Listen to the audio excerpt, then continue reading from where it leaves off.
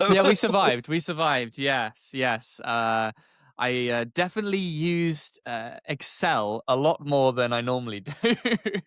So having a good, a good spreadsheet to put everything in really helps keep you organized. But that's the main thing if you're going to be doing a DIY wedding, is that you are very organized and you know exactly what you're spending money on and what's arriving at what time, so that you can have a wedding that is smooth and without any major hiccups. Hello, hello, hello, and welcome back once again to the channel and another British English conversation. And of course, you can see today's wonderful guest. And the last time we had a chat was quite a while ago, or an old-fashioned phrase would be donkeys years ago. The last time we hung out was donkeys years ago. So we're going to have a little bit of a catch-up and discuss basically what's been going on in our lives in the last, well, year and a half almost. So let's get into it. Ash, welcome. How are you? I'm great. Thank you, Lewis, and thank you very much for having me here today. I'm very much looking forward to having a good catch up with you. Well, my pleasure. And as we were just chatting before we started recording, um, we were having a chat for a few minutes, and then I was just like, wait, should we just record this? So we're genuinely going to be like finding out new things about each other during the conversation. So none of this is scripted or planned. We're just going to, play it by ear. We're going to improvise as we go. So my first question is just, Ash, how's life and what's new? Well, it's great. It's going very very well. So over the course of this summer, I have both planned and attended my own wedding. So I got married. Woo! There we go. The ring to prove it. Hey, he's not making it up then. It's No, no, actually true. no. It's not just for content. It's real. It's real. So yes, I got married in sunny Yorkshire, which is a Uh-huh. place in the UK. A beautiful place, God's own county. It's funny because a few of them, my recent guests, have a relationship with Yorkshire. I've had pronunciation with Emma on recently. She's obviously from York. We had Jay as well, who's also from York. So, and wait, Ash, you're not from Yorkshire, though, are you?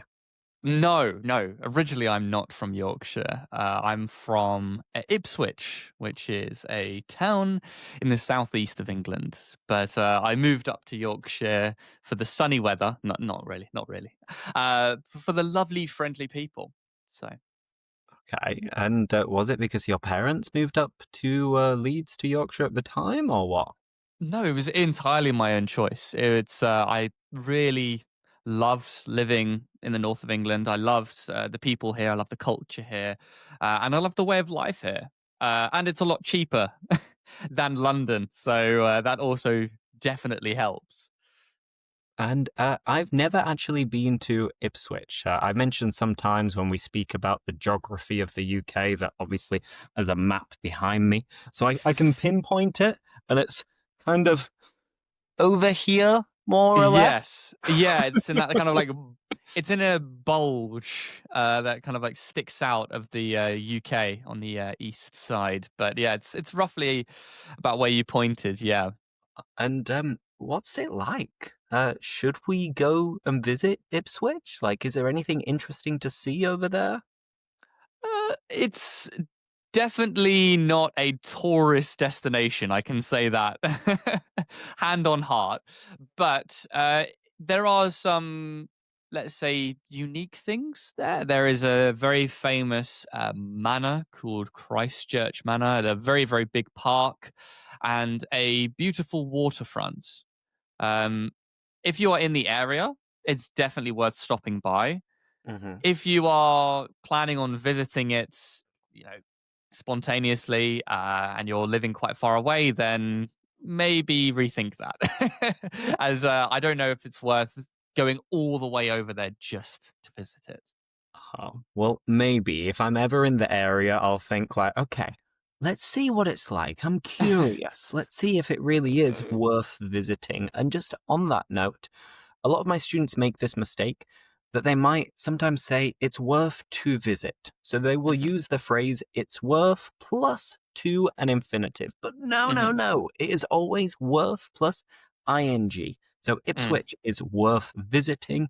It's worth checking out. It's mm. worth maybe not driving all the way from Leeds. Yeah. But if you're in the area, it's worth stopping by. Exactly. Yeah, it's worth having a little look and seeing what might interest you there. And let's return back to the wedding. So I'm also engaged, and yeah, it's honestly not that stressful at the moment. Partly because I'm not going to get married until the 10th of October next year. So I've got Oh, loads of time ahead of me, and I'm getting married in Seville. So my partner is from Seville, and luckily she's taken on the role of organizing a lot of things. So sometimes I feel a little bit guilty that I should, help her out a little bit more. And yeah, guilty. I probably should do, and I will, I promise. But yeah, organizing weddings is much, much more stressful and time consuming than I first thought because I was like, oh, you just pick a place, you get some food, and perfect, wear a suit. All good. job done. Yeah. So, yeah, tell us a little bit more about your preparations and the wedding itself.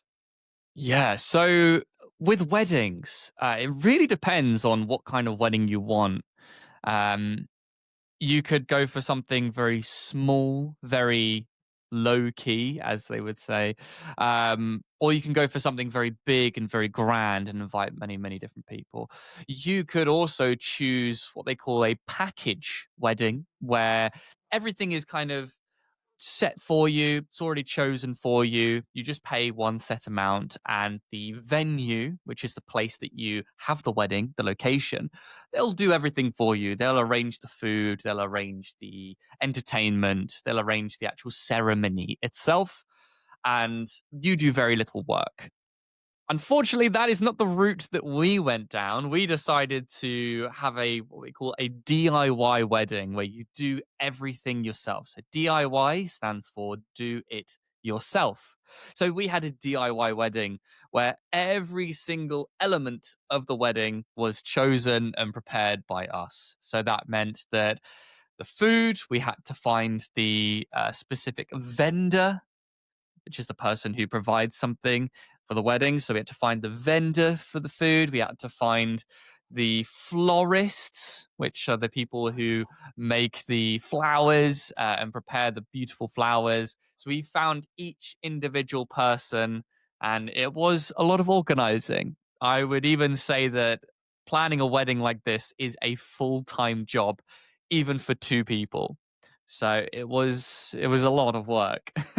I mean, I'm just thinking about it because we're going down a little bit of a route where it's not exactly a package wedding, but we've got the venue, and within the venue, they also prepare all of the decorations and the catering as well, which is an important point, arguably the most important point, I'd Mm, say.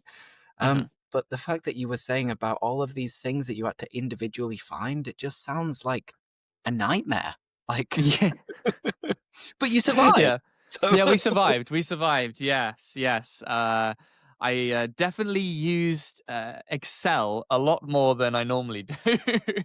So having a good spreadsheet to put everything in really helps keep you organized. But that's the main thing if you're going to be doing a DIY wedding is that you are very organized and you know exactly what you're spending money on and what's arriving at what time so that you can have a wedding that is smooth and without any major hiccups. uh-huh. So but yeah, do you when you said that you already have a venue in mind and you have the catering already planned, do you know what kind of venue you are looking for? Are you going to have your wedding inside or are you going to have your wedding outside, Lewis?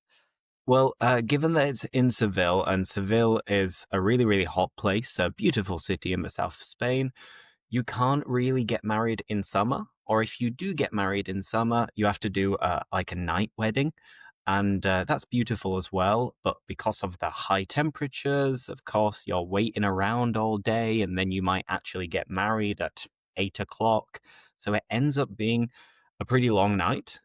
Mm, So we ruled out that option quite quickly. And we thought, all right, so we're going to get married around autumn or spring. And we thought this coming spring might be like rushing it a little bit and mm, we might stress out a little bit too much. So we thought, okay, no worries. Let's just do it in October or November. And because we live in Brussels at the moment, it's hard to like actually go visit all of the places and phone people up and find out all of the information for a wedding that will be in Seville. mm, So we had to kind of rely on some friends and family.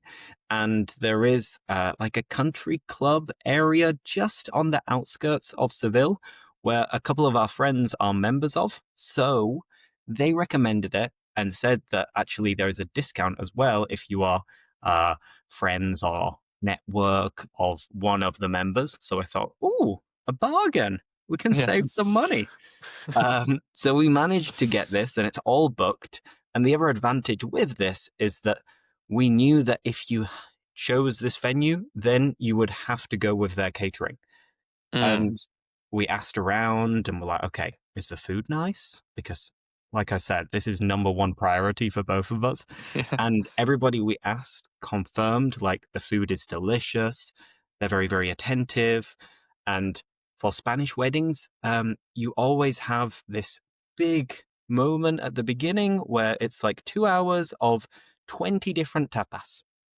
Oh, wow. Some of them are like canapes, of course, where it's just a little nibble and then you can almost down it in one.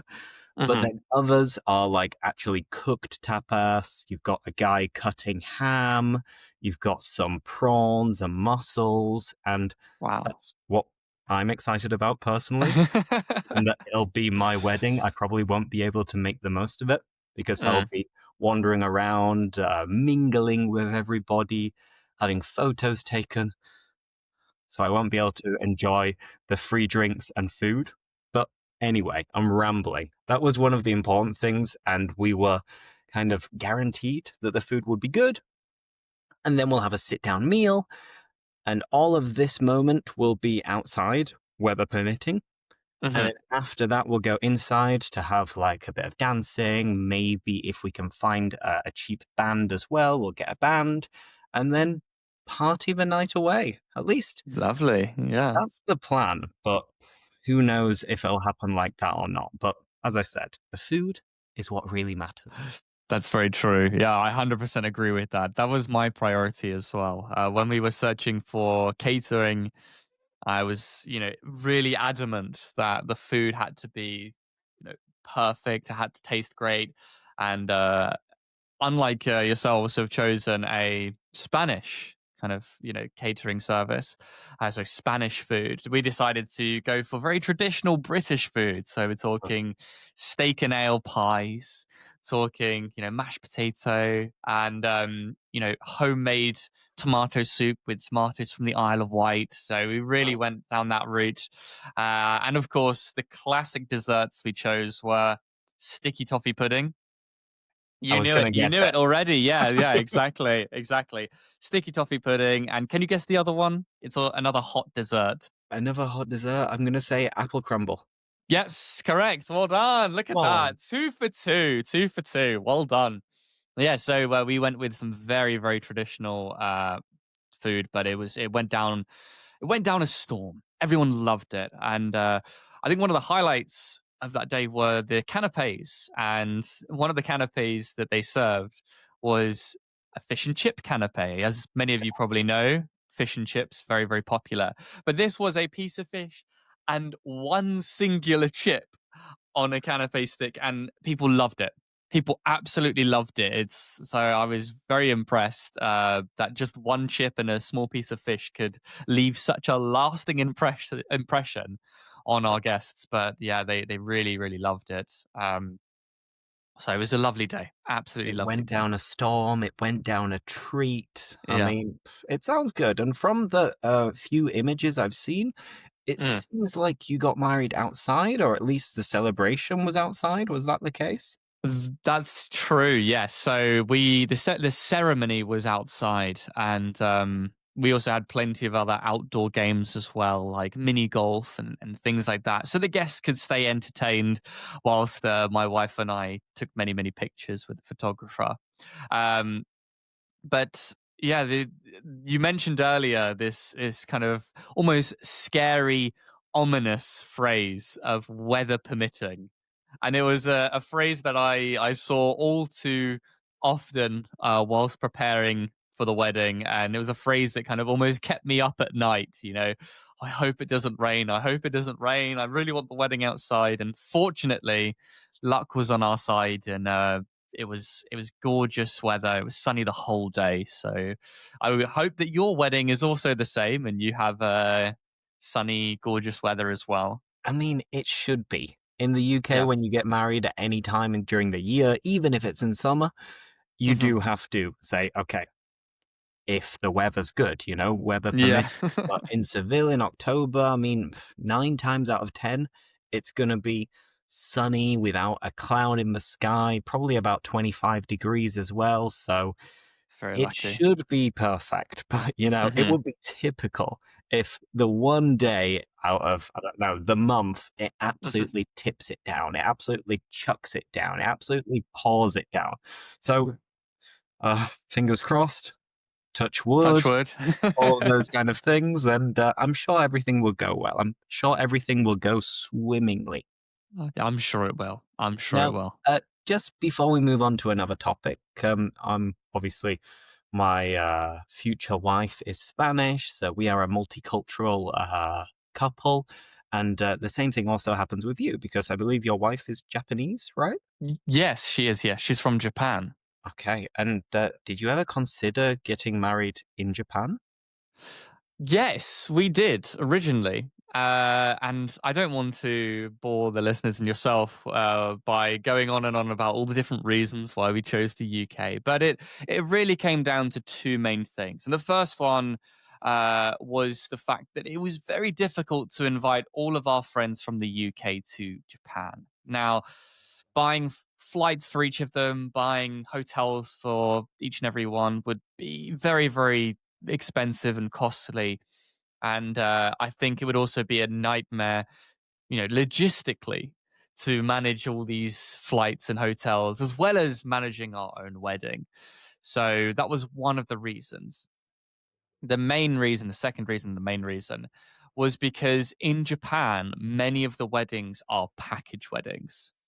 I think almost every wedding venue offers package weddings. And for some that's great. You buy the package and it's sorted. You don't have to think about the wedding. But for me and also for my wife, we really wanted to choose every element of our wedding. And in Japan, in a lot of places, that's just not possible. Everything from the catering, even down to the dress. Oh, wow. They Yeah, force that's you to wear yeah. a They specific yeah. dress and suit. Yeah, exactly. They have their own dresses and suits, and you have to choose from those. And if you don't want to use those dresses, you have to pay, which is very interesting. So you have to pay to bring your own dress. If you want music that's different to the music that they offer, you have to pay. If you want food that's different, you have to pay extra. Not just extra for the catering company, but also extra just to use the catering company. So, when you want to customize your own wedding in Japan, the costs quickly mount up and it becomes a game of, please can we have? And then them coming back with, no, you can't. And please, no, please, no. And it got to the point where we just decided it was going to be a lot easier if we just went to the UK, had our wedding in the UK, and did it all ourselves and really customized that day to exactly what we wanted. Mhm. I mean, So, yeah. it does sound like more hassle than it's worth. Like, of course, Yeah. it saves you a little bit of time and it makes the whole process a little bit easier if you do have this package wedding. But if you want to put your own spin on things and you Mhm. want to customize things, I Mhm. think it's a bit ridiculous that they make you pay on top of what you would already have to pay for getting your own dress, suit, band, etc. It just ends up costing so much. All of these costs Yeah. keep adding up. So Yeah, I it's really costs a fortune if you want to have a real customized wedding. So if you're someone with an image of what you want your wedding to be like, then it can be quite disappointing knowing that you're not going to be able to get this, or it's going to cost you 2 or 3 times the amount to get exactly what you want. So yeah, that was one of the main reasons why we decided. And one little tidbit as well, and a little bit of information, is that most weddings in Japan, especially if they're traditional, like Western style weddings, only last 4 hours. oh really? Yeah. So that it's not a whole day affair like most countries. I know many countries, weddings go on for the whole day, if not The multiple weekend days. even, yeah. Yeah, exactly. Whereas in Japan, it's very common to have a real 4 hour wedding, just a ceremony for half an hour and then food for, however long it takes you to eat. And that's it. It's done. No party. See you later, guys. Yeah, We're off exactly. on our honeymoon. It really is that quick. And I thought, if my friends are flying across the world for 4 hours, it's not great, really. So at least in the UK, it's a lot more common to have a full day affair. It's a full day event. So that definitely was a lot nicer for us. So Okay, excellent. Now let's move on from the wedding to the other things that have been going on in your life. And let's start with your application. sure. Um, because I've read a few things about it. I've seen that you've been posting different updates and asking for feedback and speaking to a development team, going over all of these things, all of these different steps to create your own tailor made language learning app. And I believe the name is Vocadex.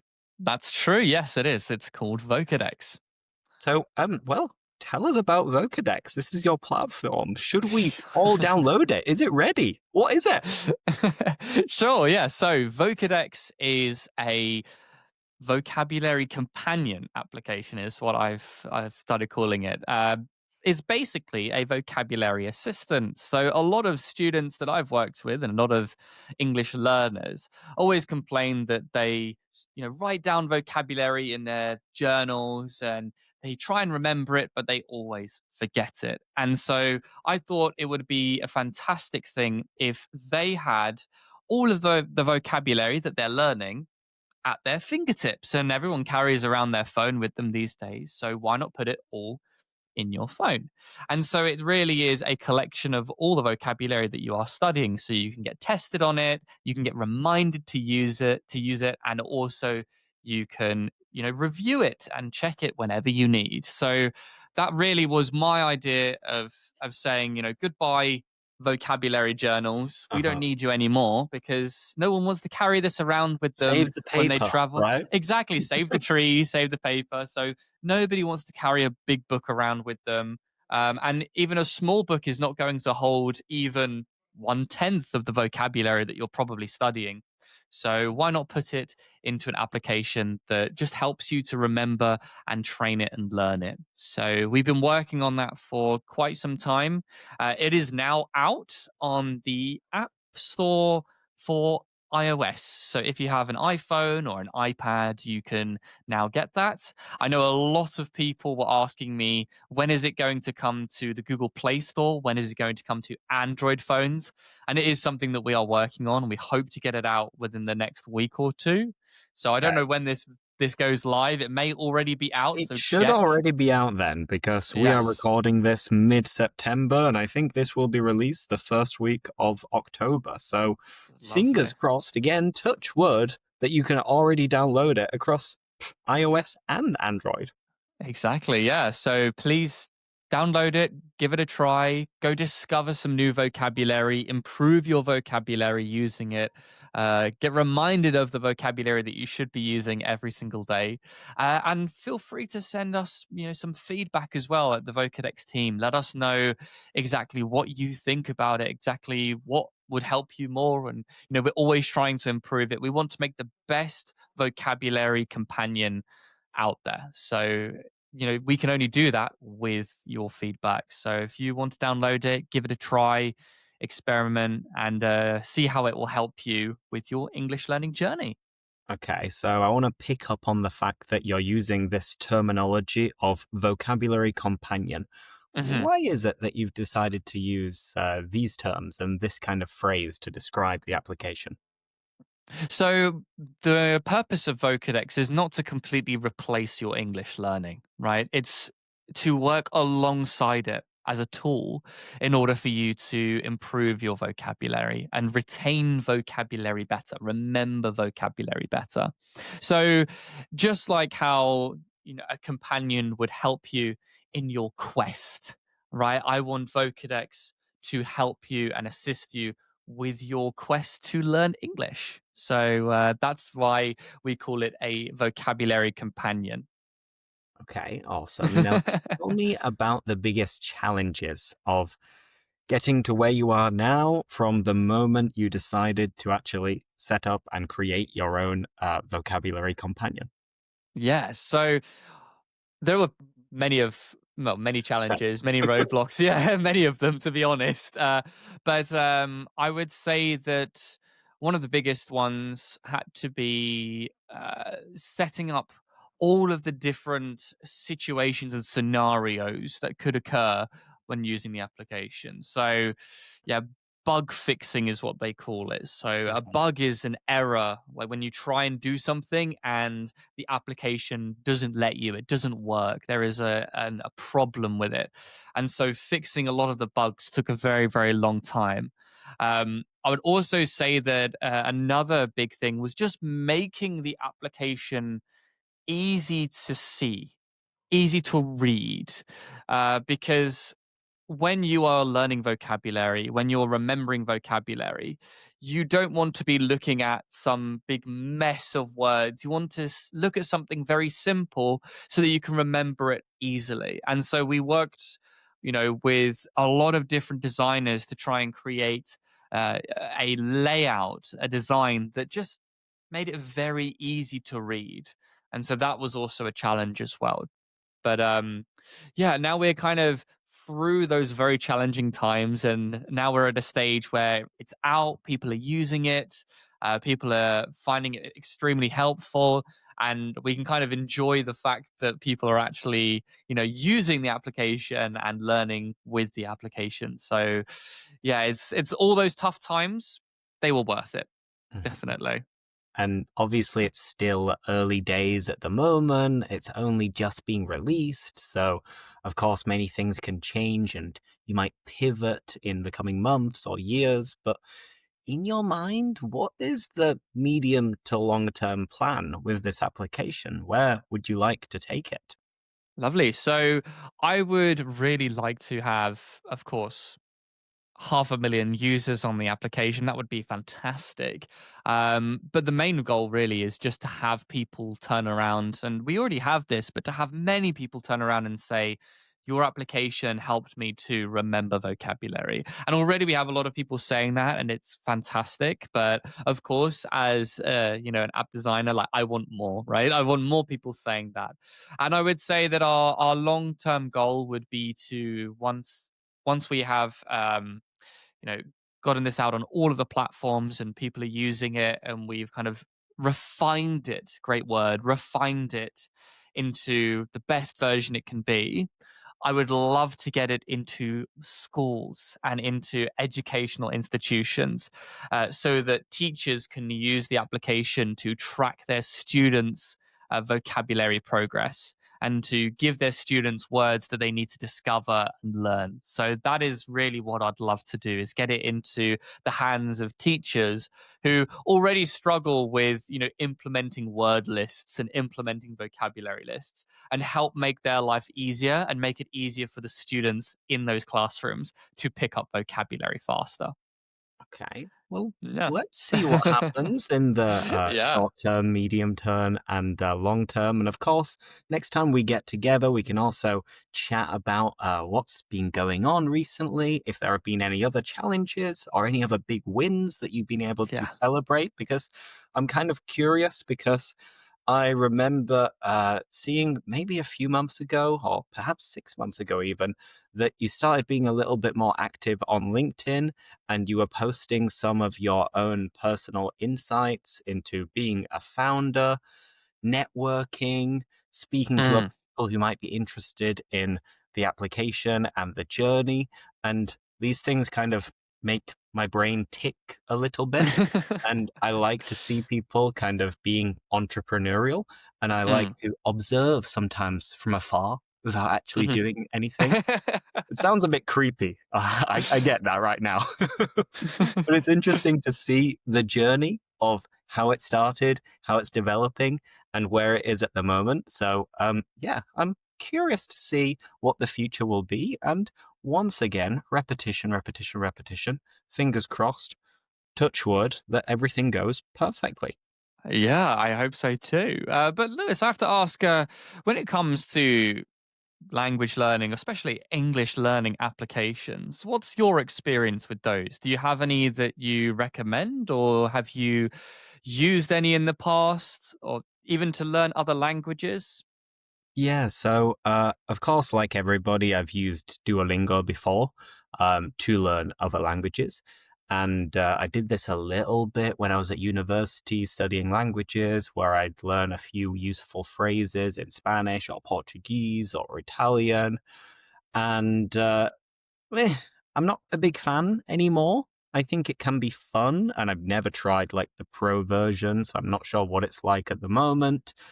I've mentioned a few times that my mum actually has like a 2,000 day streak in Wow. Spanish, and she doesn't pay or anything, and she clearly enjoys it, but it doesn't really take her that far in terms of fluency and speaking. So I'm a little bit of a critic of Duolingo. And I think the same applies for most language learning apps. Like I've tried Babbel before, I've tried Busuu before, and these two I think are a little bit better than Duolingo. I used Busuu for French to be able to just get to like a pre-intermediate level before moving to Brussels, and I Mhm, thought it was quite useful for beginners and pre-intermediate. Maybe not mhm, for advanced and intermediate. And the same could mm, be said about Babbel as well, where I think they're apps that are really, really well designed. They can be fun. There is gamification, so it's interesting. But usually, in my experience with different students, what people want is to speak and also to be able to use an app because it's useful, it's handy if you've got it on your phone in your hand. But people want to speak, to be corrected on the mistakes, and a way of having kind of like flashcards and spaced repetition in order mm, to memorize new words. And for that mhm, purpose, it's true that Quizlet and Anki app are quite useful. But again, usually I personally couldn't be bothered to actually make the flashcards myself. So mm, then it was like, okay, do I really have to like spend an hour making flashcards and then review them all the time? And it's a mm. bit frustrating sometimes because if you made a typo and misspelt something, then it'd say you were wrong. And I'm like, no, I'm right. Listen to me. So Yeah, well, yeah. honestly, at this point, usually what I recommend is just ChatGPT or Gemini, because Mm, I find that AI is so powerful nowadays that you can speak to ChatGPT or Gemini for free for like 5 minutes a day. That's kind of what mm, the API allows you to do without paying for mhm, more. And then you can practice your speaking. You can have a chat. You can give it prompts so that it asks you specific questions. You can give it prompts so that it corrects your mistakes. And then after you've had this conversation, you can read all of the transcript and review what you have spoken about. So I think this is another good companion if what you want is speaking practice. And that's mm, usually nowadays what I tell people to do if they're considering using an application. A lot of mm. the time, there are these AI apps that will allow you to speak to a teacher. But honestly, ChatGPT GPT itself is free and it's Yeah. the same technology. So, It's exactly the same. Yeah. So a lot of these, you make a really, really good point. A lot of these kind of speak to a teacher, AI teacher applications are pretty much just what they call wrappers, which is where they have a nice look and design to them, but all they're doing is just sending what you say to ChatGPT and then getting it back from ChatGPT and giving it to you. So if anything, they are just a middleman. So if you are someone learning English, I also would agree with you. If you want to practice with AI, just use one of the free tools. Um, there are plenty out there. There's no need to pay a monthly subscription service for uh, an AI teacher. I think it's more than enough to just speak to those. And you also mentioned about flashcards, and I wanted to kind of just quickly jump in and mhm, shamelessly talk about Vocadex one more time, go very on. quickly. But you mentioned flashcards, and the biggest issue that you had with them was uh, writing them out. And if you made a mistake, then you would learn that mistake, and it took you so long to create each flashcard. One of the things I love about Vocadex is that all you need is the word and it generates the flashcard for you. It generates the whole word for you, the pronunciation, the phonetic alphabet version. It generates everything for you. The IPA.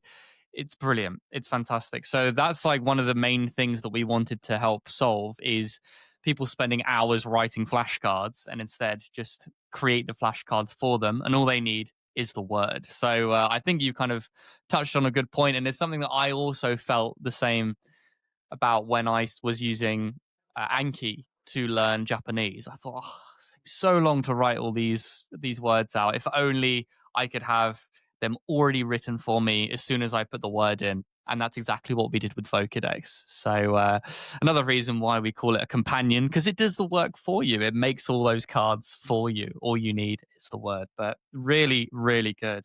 I want to touch as well. One more thing Go before on. we change topic is Duolingo. I love that. Like you mentioned that, people who have had streaks of thousands of days and it's not really helped them with their language journey that much. And I heard a very, interesting like kind of piece of information or kind of quote from a friend of mine who also is an app developer, and he said that, you know, Duolingo is not an educational application. Duolingo is a Duolingo application. And I was like, that's really, really interesting. It's closer to a social media. That same addictive feeling that you might feel scrolling through reels is the same addictive feeling you get when you hit the streak or you get 3 stars in a test. And I thought that was very, very interesting. So Duolingo is almost its own genre now of application where it's not quite educational, but it's not quite 100% fun. It's like kind of blurring the line between the two. So very, very interesting. I mean, on that note, I do think that that is something quite powerful. That if you can create a social media network application that focuses on these connections and Mm, making it look like it's a social media platform, but it's focused on learning a language or improving your language skills. I do think that there is an opportunity for this because, of course, there is always the need for more niched down communities. And if you know mm, that everybody's there for the same reason to, help each other out, to give each other like kudos, like you do on Strava as well. If you go for a run, mm. you can all share the runs or the bike rides, and that helps to keep people accountable and And keep them motivated, on yeah. their toes and keep them motivated to think like, oh, I should really like study a little bit of French today. And that way Mm. my friends can see how motivated I am. Yeah. So, I mean, that's a big plus point, I suppose. Yeah, bragging rights almost, isn't it? Yeah. Awesome. Now, we'll continue to discuss apps in the future, I'm sure, but we've got about 10 minutes left, give or take. And I want to also mention something that I saw that you were doing in recent months. And I was like wondering, wait, have you bitten off more than you can chew? Like, have you taken on too many tasks? Because it seems like you've got a lot on your plate. And the reason why I say this is because you've also started coaching other English teachers online who are looking to expand their audience, get more clients, and so on and so forth. So, could you just tell us a little bit about that? Why you did it, how it's been, and if you're going to continue doing it?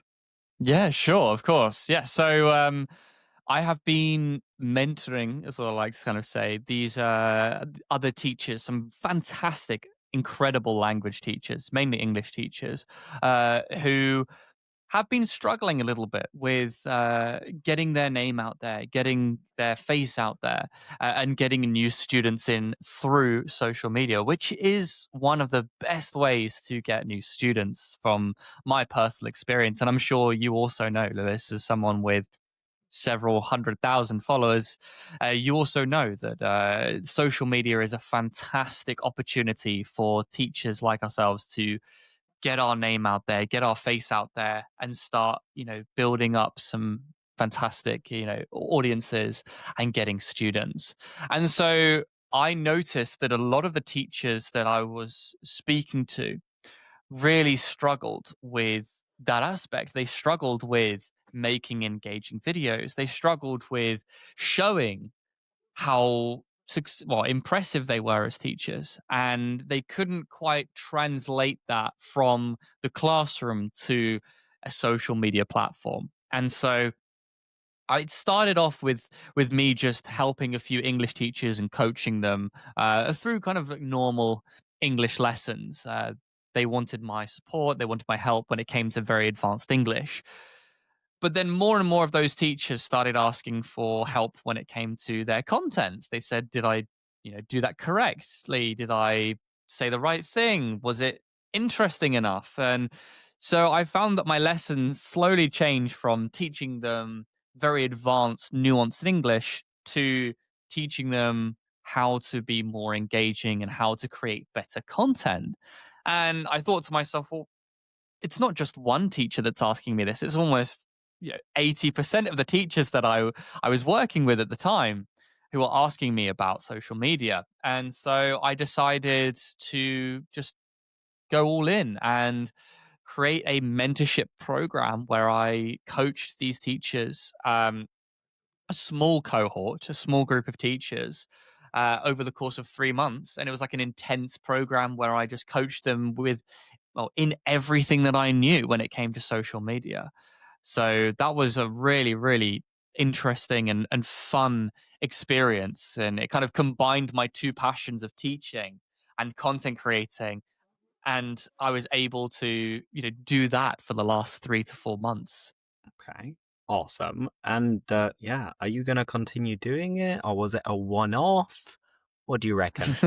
So I'm definitely going to continue doing it. The way that the program worked was it was just 3 months where I took these kind of teachers through, let's say, like a hardcore program where we learned everything about appearing on social media and creating great content and furthering their teaching brand. So it worked very, very well. We had teachers go from three, 400 followers to now 20,000 followers. We had teachers who were struggling to go past 5,000 views on a video, are now releasing videos with a regular audience of 80 to 200,000 views, which I was very, very impressed by. So we got some fantastic results. We managed to also 5 times, so 5x the book sales of another one of our clients as well. So I was extremely happy with the results that we got, and